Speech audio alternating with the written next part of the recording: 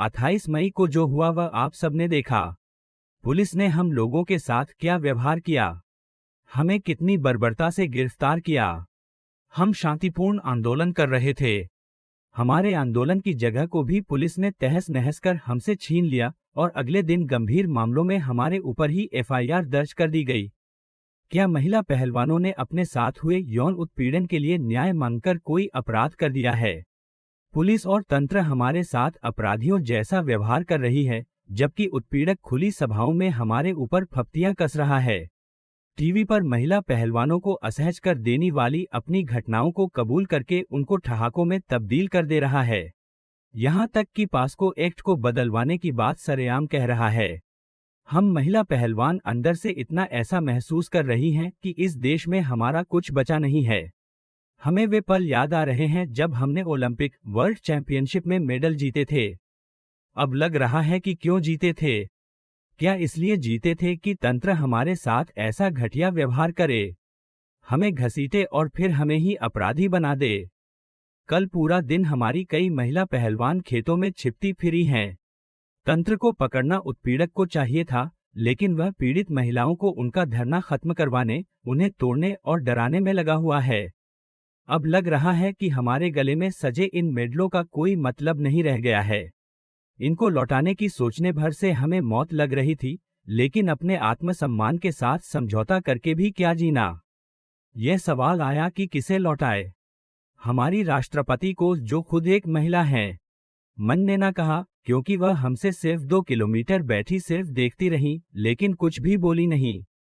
हमारे प्रधानमंत्री को, जो हमें अपने घर की बेटियां बताते थे।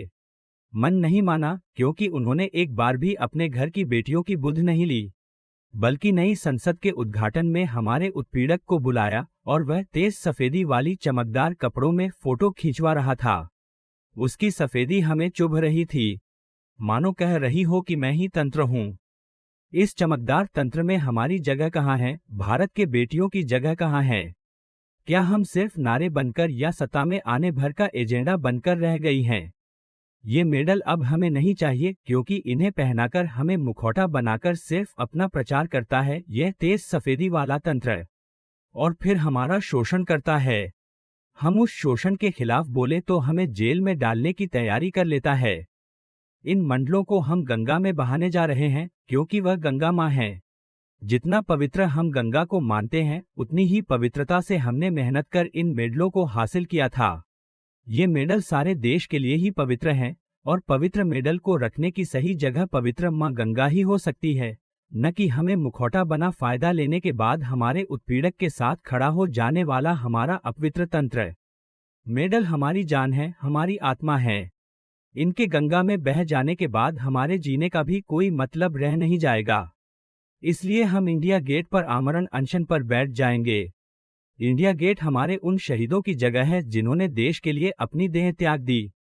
हम उनके जीतने पवित्र तो नहीं हैं, लेकिन अंतर्राष्ट्रीय स्तर पर खेलते वक्त हमारी भावना भी उन सैनिकों जैसी ही थी। अपवित्र तंत्र अपना काम कर रहा है और हम अपना काम कर रहे हैं। अब लोग को सोचना होगा कि वह अपनी इन बेटियों के साथ खड़े हैं या इन बेटियों का उत्पीड़न करने वाले उस तेज सफेदी वाले तंत्र के साथ। आज शाम 6 बजे हम हरिद्वार में अपने मेडल गंगा में प्रवाहित कर देंगे। इस महान देश के हम सदा आभारी रहेंगे।